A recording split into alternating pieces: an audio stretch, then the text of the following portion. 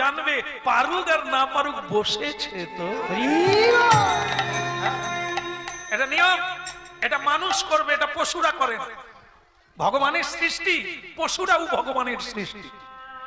পশুরা হাত জোড়ো আসতে, পশুরা হাত জোড়ো করতে পারে না, পশুরা কীর্তন করতে পারে না, পশুরা অপরকে সম্মান করতে পারে না, যেটা মানুষ পারে।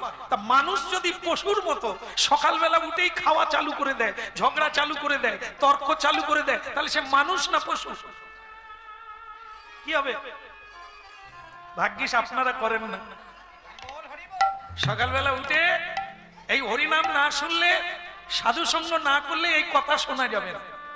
এ কথা কেবল এখানেই হয়, অন্য জায়গায় হয় না, অন্য লোক বলে না। এটা পরম্পরায় সাধুরাই বলে থাকে। শিষ্টাচার, মানব জীবনটা পশুর মতো নয়, অসুরের মতো নয়, দেবতার মতো। মানুষ